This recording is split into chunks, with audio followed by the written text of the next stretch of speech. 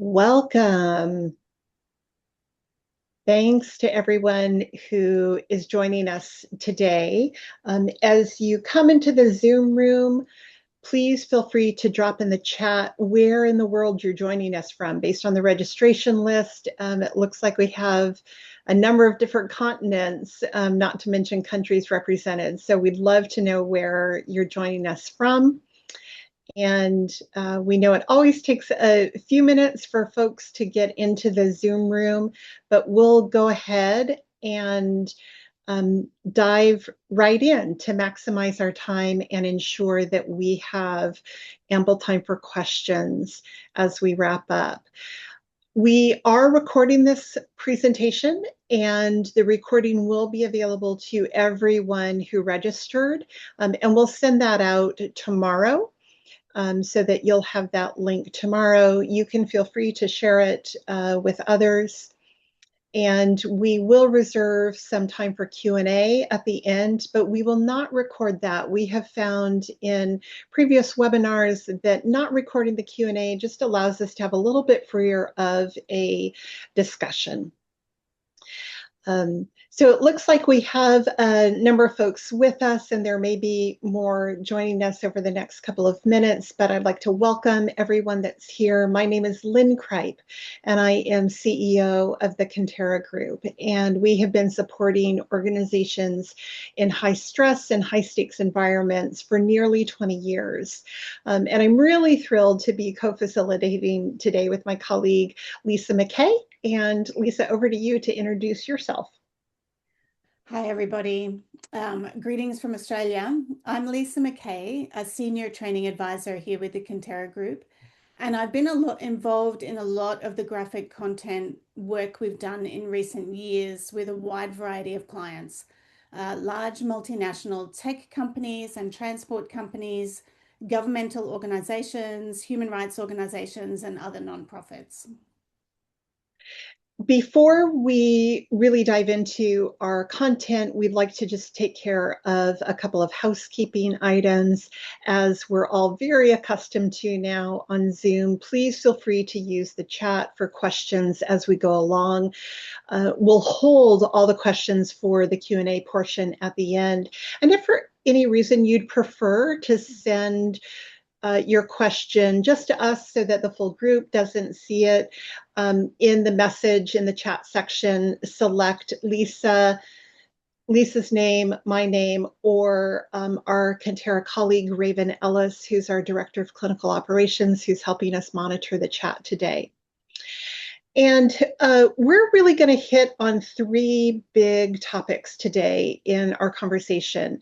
And the first has to do with the impact of exposure to graphic content. What does that actually do to us? What does it do to our brains? What does it do to our performance? What does it do to our spirits? And secondly, we're going to talk about pressure points. What are some organizational gaps that we have observed in organizations that have teams where members are exposed to graphic content on a regular basis? And then finally, and perhaps most importantly, what can organizations do to better support their teams who consume graphic content on a regular basis? So that's our roadmap for today. So let's jump right in to the content. So as we were looking at the registration list today, we had a really fascinating mix of folks who expressed an interest in this topic. We have leaders from humanitarian aid organizations alongside legal aid attorneys and trust and safety professionals from some major tech platforms. And on the surface, your day-to-day operations may look very, very different, and the ways that you're exposed to graphic content may be quite different. But each of you shares a very specific operational reality, and that is that your people are required to look at, to listen to, or to process some of the worst that humanity offers, and they do that as a core function of their job. And so as we think about this idea of graphic content, it's helpful for us to define what we're talking about. And for the purposes of our conversation today, graphic content is any material, whether that be visual, auditory, written, or online content that depicts or describes death, injury, violence, human suffering, exploitation, or degradation in a way that can generate a significant stress response in the person encountering it, whether that encounter with the graphic content is intentional or accidental or incidental to their professional role. And something that we've observed is that an increasing number of roles in our modern world have exposure to distressing or graphic content not as an occasional or an exceptional part of the job, but really woven into the fabric of that job. However, most organizations are still not really designed with that reality in mind. And as we have worked across a number of different kinds of organizations, we have consistently seen that exposure and distressing content doesn't just affect our well-being, although that's important. It also affects attention, judgment, decision-making, and sustainability over time. That's where we really would like to focus our attention today. So as we think about that, this idea of being exposed to graphic content and the different ways and the different kinds of roles that people can hold where they're exposed to it, it may be helpful for us to think about the four primary channels of exposure to graphic content. So regardless of the sector that you may operate in, we see these four channels as the primary drivers of exposure. And the first is for people who may be involved in reviewing video or audio evidence and engage in high volume review on a day-to-day basis. An example of this might be content moderators who just have to move through potentially graphic content on a very rapid, repeated, and heavy basis. A second channel has to do with exposure doing case preparation or review, and think about prolonged, deep engagement with distressing or graphic material. And this might include investigators, it might include attorneys who are really immersed over a long period of time with content that is graphic and distressing. A third is where there is repeated exposure across multiple cases. And what we see with this is that there can be a real compounding effect of handling numerous but distinct incidents in a sequential manner. And so an example of this might be an asylum officer who is hearing and engaging in multiple cases over the course of a day, or a mental health therapist. And then a final channel is unpredictable and mixed content exposure. Content moderators, video editors, human rights researchers are all examples of individuals who may have this kind of exposure where there are sudden shifts between benign and graphic material, which really removes the opportunity for any kind of psychological preparation before you're exposed to that graphic content. And I think the takeaway that we'd really love for you to have out of this is that this is not occasional exposure. This is not something that happens infrequently. It's really it's cumulative and it's embedded in the work. However, regardless of the channel that people might be exposed to, the cumulative weight of this exposure is the same.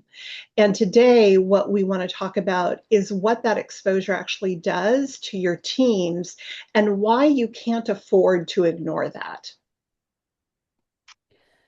So let's look briefly at the psychological impact of exposure to graphic content of the type that Lynn was just talking about. When you encounter graphic content on a screen, it tends to provoke the same sort of stress reactions that you would expect to see if you encountered those events in real time. We get heightened physiological activation, increased heart rate, muscle tension, and sharpened alertness and awareness as you scan for a threat. because our threat response systems in that split second and those early seconds of exposure to the content, they're not great at distinguishing between these events are safely happening on a screen, not in real time, and events that happen in real time. And we also see as the result of this activation, we see thoughts and feelings that can linger long after a shift ends or a case closes. So many of these responses are adaptive in the short term, but over time, they can begin to shift how people experience their work and how they experience their life outside of work. So let's look at desensitization just in a little bit more detail. Desensitization is the process of reducing our emotional and physiological responsiveness to a specific stimulus after repeated or prolonged exposure. And with graphic content, this means that over time, material that initially triggered strong reactions, like disgust, horror, or sadness, that material begins to elicit a less intense emotional and physical response. And this is really normal and to be expected. We can think of the example of maybe playing guitar and developing some functional calluses on our fingertips because the human brain is designed to adapt to repeated experiences in ways that help them cope with those experiences in the moment. And so when our brains repeatedly encounter similar types of graphic material, the novelty of that experience decreases and the nervous system often stops responding as intensely. So in many roles, this sort of desensitization is functional. When working with this sort of content is your job day in and day out, dampening down the intensity of those initial physiological reactions allows you to think more clearly, to make accurate decisions, and to continue performing without becoming overwhelmed. But this is only holds true up to a point. A moderate reduction in emotional reactivity can be adaptive, just like those calluses forming on our fingertips when we play guitar allow us to play for longer. But if desensitization or those sorts of calluses become too thick, too pronounced, too wide, they start to move over your joints, it can begin to interfere with the very qualities that the work depends on, whether that's content moderation or case analysis or trust and safety. So within the workplace, excessive desensitization can blunt curiosity, empathy, and attention to detail. Um, that means that things like when material that should prompt careful scrutiny can begin to feel routine. And this increases the risk that we will rely as people on automatic judgments rather than deliberate decision making. And this results ultimately in errors of judgment. And in roles that require nuanced judgment, such as distinguishing between harmful and non-harmful content, documenting evidence of abuses, identifying perhaps subtle safeguarding concerns, remaining emotionally regulated is important, but so is remaining psychologically engaged. There's also a real risk that desensitization will extend beyond the work and that emotional blunting will begin to generalize to other areas of life and get in the way of really important connections. So when this happens, people start to feel less emotionally moved by events that previously have affected them. You can think of a content moderator maybe coming home after having spent 8 hours reviewing videos, terrible videos of the type that we're probably all familiar with that exist online, and their kids are having a hard time sharing or having a typical sibling squabble, right?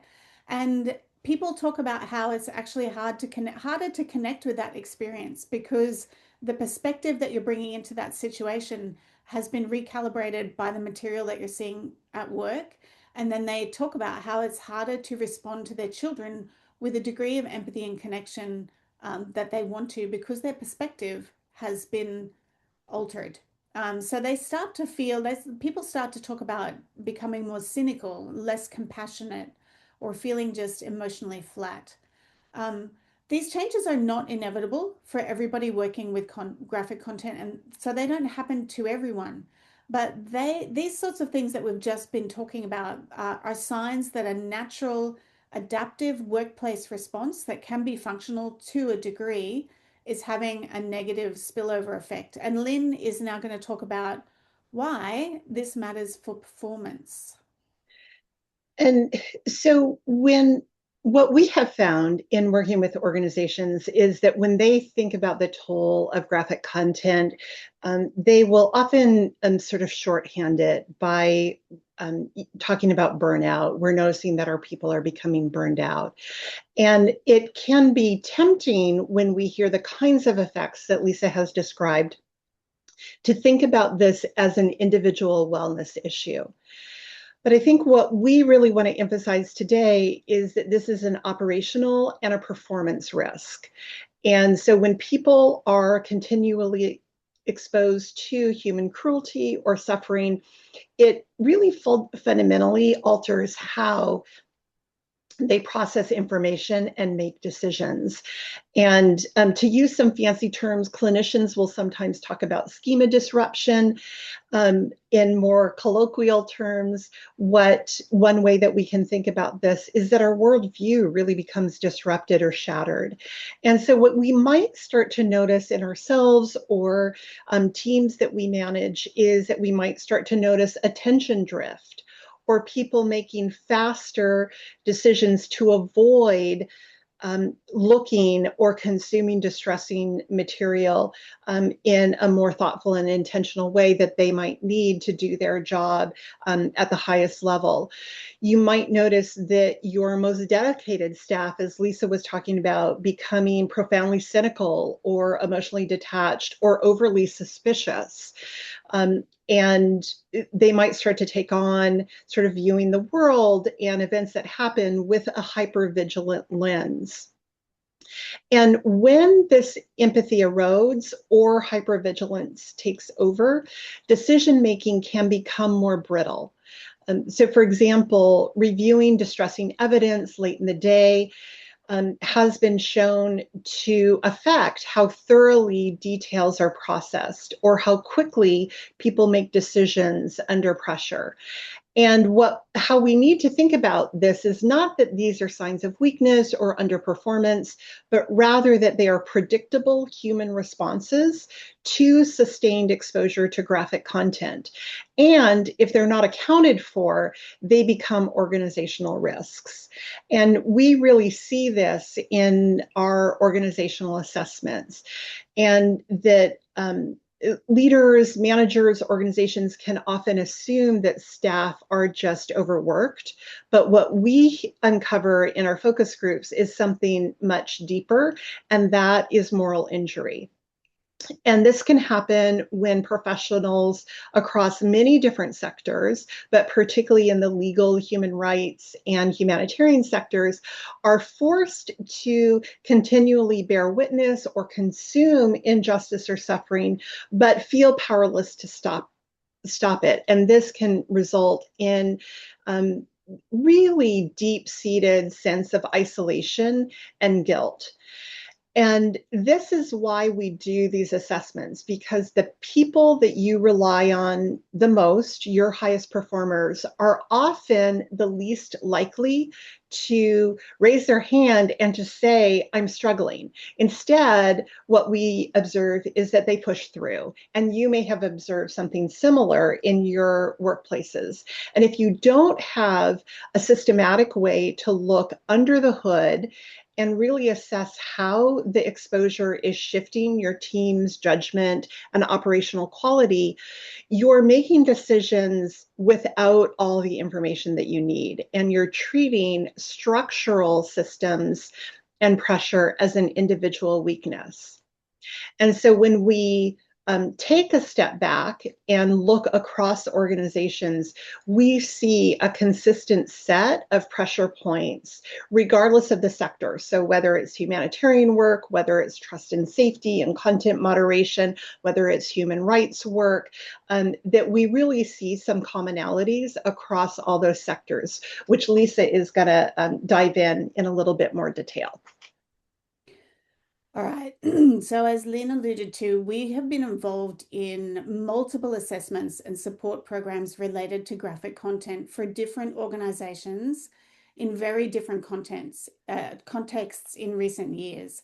And when Lynn and I thought about doing this webinar, we wanted to put our heads together and look across that body of work and say, what are some of the common pressure points and patterns we have seen across contexts? And I'm going to zip through a couple of these now so that I'll move through them pretty quickly so that we can keep time for talking about what we do about these and have our Q&A. But here are some common patterns and pressure points we've seen. The first one is cumulative load. And with this, and the research bears this out as well, the main challenge is volume and frequency of exposure. It's not exposure to specific, particularly acute, particularly graphic content that tends to elicit strong distress responses in almost everybody.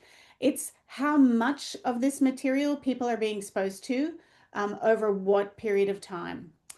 And we also see that in many roles, exposure is not just cumulative, but it is unpredictable. So people may not know what they're about to encounter and may move very quickly between different types of material within a very short period of time. This is often true for content moderation. It can also be true for human rights investigators and trust and safety teams. And this unpredictability increases cognitive load and reduces opportunities to prepare and recover between cases. We see this impact of this exposure and desensitization building gradually and often unnoticed until the boiling point is suddenly reached and the impact of the process becomes really impossible to ignore. So the second set of pressure points and patterns we've seen have to do with how workflow and policy shape psychological load. So the impact is not just about content, it's about how the work is structured and how workflow and policy decisions directly influence psychological load and psychosocial risk. So here are a number of the most relevant workflow and policy factors to consider when you're thinking about your own context or clients that you work with. Let's go back. Sorry, folks. I'll just zip back there. The first is case speed and volume expectations. So the higher the speed and volume expectations, the greater the load and impact over time, which makes sense. And we want to think particularly about content moderators here and the KPIs that they're expected to get through when they're clearing their queues. Another factor important to consider here is review requirements. So thinking about the policy decisions around how this content is processed.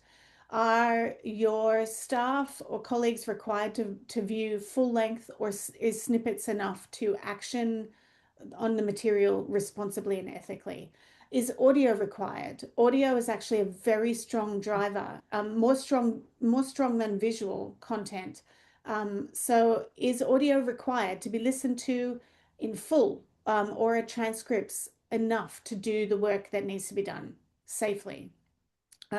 Is media able to be viewed? Does it have to be viewed in color, or can it be viewed in grayscale? Some research suggests that viewing material in grayscale increases that psychological distance in a way that helps promote a safer sense of distance. Do you have to review the material full screen? Can you review it in restricted view? Can you review only parts of the scene? And some of the really interesting research that's just starting to come out about this highlight how ways in which workflow and policies that are well-intentioned and we instinctively think might be able to help actually are not helping. So one example would be selective blurring of the most terrible aspects of specific scenes. And we instinctively think, oh, if you blur out the worst of the gore, then that will help protect people. But what emerging research is showing is that it actually, in many cases, does the opposite, because our brains are such aggressive pattern-making machines that we look at a blurred image and our brain tries to fill in the gaps. And we are also not just aggressive pattern-making machines, we are also very, very imaginative. And our brains are capable of coming up with worse content that might be behind that blur. And actively engaging in generating what might be being covered up increases the load and the potential for injury. Two other factors in workflow and policy that are important are the distribution of exposure. So, are we concentrating specific types of material to specific teams and cases versus distributing it across multiple teams? There's actually no clear research answer on which path is best to go down yet, but this is this is something we need to consider and explore. And then accessibility and the unpredictability that can breed. So we're thinking maybe here about human rights investigators who are researching in real time using user-generated media from people who might have their cell phone, for example, and they are vulnerable to being pinged at all times of day or night with files and audio and information that they have no idea what might be coming in. Okay. The third pressure point and pattern we want to just go over is the natural tension between high performance, meeting KPIs, and accessing supports and accommodations. So let's take again the example of content moderation. They have KPIs, they have a certain number of case material or time spent online that they are required and expected to do to clear their queues and to do their jobs. Those KPIs exist in complete tension to accessing any in-shift support structures or avenues that they may have access to. Things like stepping away from their desk to take a break, a regulation break. So what this tends to mean is that you have many organizations are vulnerable to a high performer vulnerability. So your most experienced and dedicated staff and reliable staff, your top tier employees, are usually vulnerable to routinely ignoring cumulative stress to meet their performance targets and to perform at the level that they feel expected to perform and want to perform themselves. And they may be the least likely to signal strain.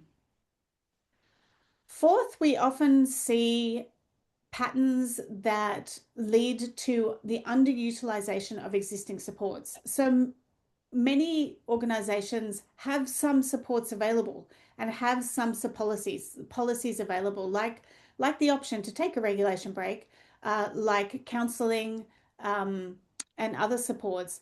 But we consistently see sometimes surprisingly wide awareness gaps. So employees frequently being completely unaware of the supports that are available to them, how to access them, and these supports haven't been advertised and they haven't been normalized. We also get inconsistent messaging. So the messaging and the modeling about support options varies. We find that it varies a lot across teams, obviously across organizations, but even within the same organization, the messaging and the modeling about the normalizing of the impact of the work and the existence and accessibility of support options and how normalized and accepted they are varies very much between teams and according to different managers. And cultural differences also make a big difference here. And this is something that is really obvious when we're jumping around between countries, but also within the same organization, again, coming back to that team issue and the culture that the leadership has created within that team and that colleagues have co-created themselves within teams. That all contributes to within that team or that organization, how is support perceived and regarded? How is the impact of the work acknowledged and normalized? And the fifth pressure point I want to highlight before we start to talk about how and what organizations can do about this is that organizations are relying on people to speak up and admit strain or to show visible signs of impairment. So systems within organizations and teams in these areas tend to be reactive, not proactive. Issues are typically surfacing late after they're already affecting performance in significant ways that are unavoidable and unmissable, and that there's limited early indicators or monitoring and support systems available. Now, I just want to reinforce that these are systemic challenges. They are not individual failures. These are not individual resilience problems. They are much more systemic, organizational team level problems. The ones that you can see on the screen here. and that organizations that manage these challenges more effectively tend to treat them as a design and leadership challenge, not just individual resilience issues. And Lynn's going to talk a bit more now about what organizations can do when you're thinking about how to tackle these challenges in your own workplace.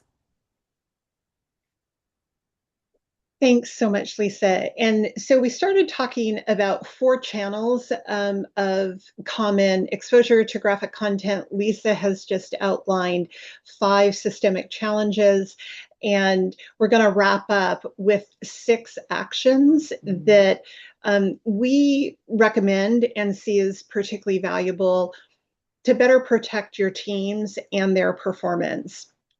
And the first is, and if you took nothing else except this away from our conversation today, we would invite organizations to not treat exposure to human suffering as an occasional or an exceptional hazard, but rather as a predictable structural feature of the work.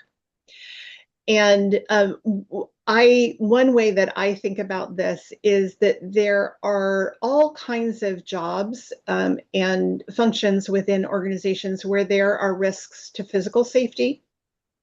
And around the world, there has been infrastructure that has emerged to protect people in those environments. And that might include having to wear a hard hat or put on a reflective vest or having limits to shifts. Search and rescue teams, for example, often have very strict limits on the shifts that they fulfill because of the role of sleep and rest on performance. And we haven't yet built up the same kind of scaffolding or infrastructure around these psychosocial risks. We're certainly making progress, but we need to think about that these are hazards that are inherent in these roles, and we need to treat it as such. And if that's true, then this influences everything from how we think about how roles are designed, workflows, and expectations that we have of the people filling those roles. The second action is to really think about, and this harkens back to what Lisa talked about earlier about psychological load, is how do we review workflows through a psychological load lens, where we ask ourselves questions like, where is exposure concentrated? So in our assessments with tech platforms and media reviewers, for example, we look at whether a human actually needs to review a full graphic video, or as Lisa mentioned, if reviewing a transcript or a snippet will suffice.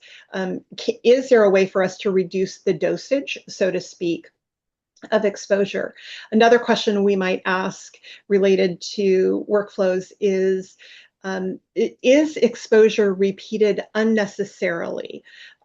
Are there ways that we can limit the clustering of the most demanding cases so that the burden doesn't sit entirely on one person or one team for too long? There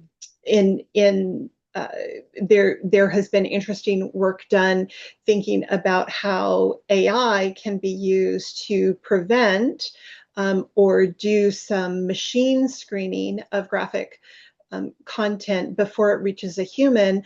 But one unintended consequence of that is that it may mean that the people on your team are exposed to the most graphic, the most distressing content. And so these are the kinds of questions that we want to be asking ourselves. Are there ways that preparation or sequencing can reduce the impact of graphic exposure? A third action that we would recommend, and I hope you're starting to see the real parallels between the pressures and the challenges that Lisa laid out and the actions that we would recommend in response, is that we want to normalize support as part of performance. And think about athletes. I don't know what sports any of you might follow. We just finished the World Cup. We would never think of an elite football team not having a coach, right? That we see this as what enhances performance. And we would invite organizations to look at support in the workplace for those exposed to graphic content in similar ways. Often, and too often, organizations treat it as remedial. Oh, if somebody has a problem, then we bring support in.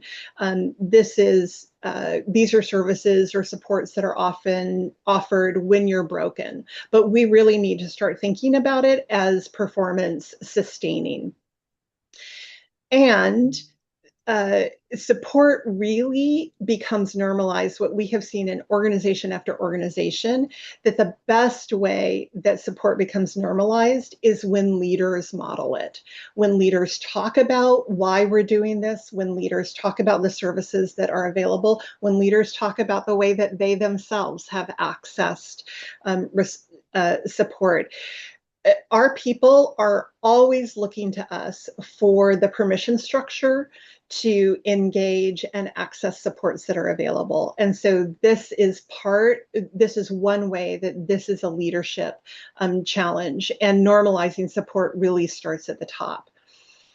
Lisa talked about how services and supports, that there can be gaps or there can be a lack of visibility. And so we want to be thinking about how can we increase visibility and usability of support.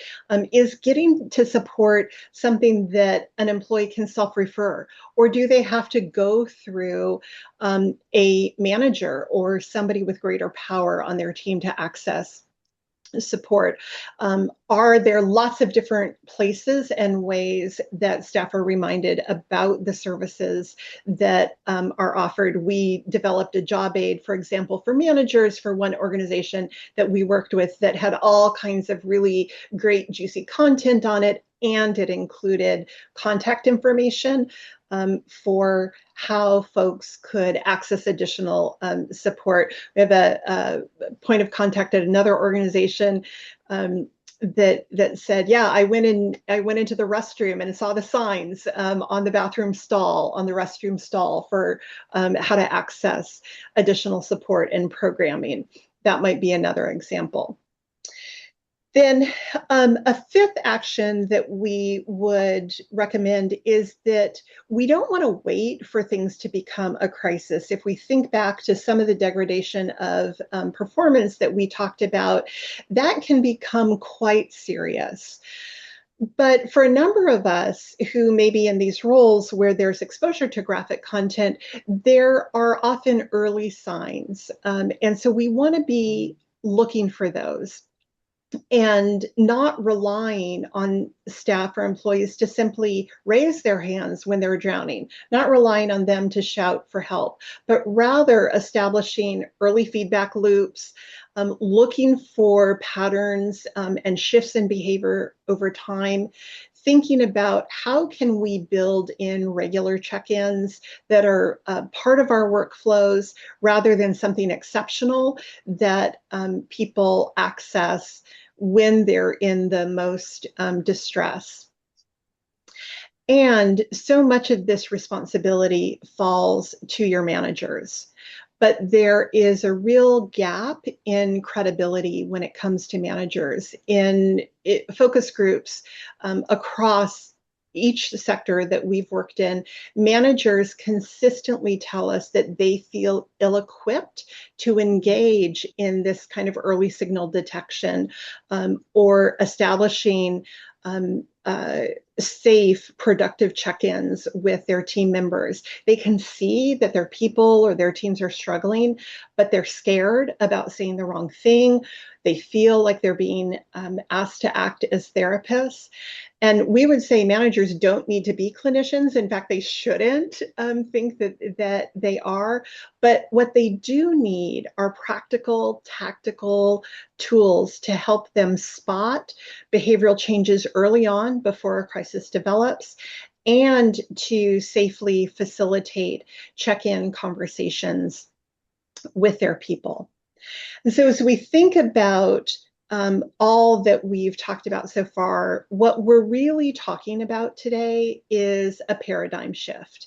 and it's moving from a reactive posture where we wait for people to break to a proactive ecosystem where support is really integrated into the work. Where we don't see exposure as something exceptional, but as a structural and predictable feature of these kinds of roles, where we shift from talking about distress as an individual problem to talking about distress as a predictable outworking of structural systems and pressure. And when we do this, our focus really widens from personal coping and self-care to thinking about workflow limits, how we design our shifts and our teams, manager support tools. And consequently, support services aren't remedial or crisis focused, but rather positioned as and focused on sustaining performance, being integrated into the day-to-day life of the team, and modeled by leaders. To be able, however, to make these shifts, leaders really need to have clear visibility into how this exposure is actually affecting their teams over time. What's working? What are the specific pressure points for this team at this moment in time, given the work that they do? And where does the support really need to be focused? But this visibility and information is often what's missing within teams and organizations. And without it, it's quite difficult to move from reactive to proactive support. And that's where we have found that structured assessment and data can be incredibly valuable, not as an end of itself, not to get wrapped up in the data for data's sake, but as a way to make informed and targeted decisions and open more effective conversations about how to support our people. And if this is a challenge your organization is facing right now, we'd love to help you take a look under the hood. And if you'd like to gain more visibility into what's happening within your organization, and most importantly, make better decisions about how to protect your people, we'd love to talk further. Feel free to be in touch with Lisa or me to follow up on this and to set a conversation. On the next slide is our email addresses. Feel free to take a picture of your phone. Take a picture of your phone, take a picture of the screen with your phone. If you want to capture our email addresses, we'll also drop it in the chat. We'd love to talk with you further if this is resonating for you and how you're leading your teams or your organizations. And so with that, we wanted to be sure to have ample time for Q&A.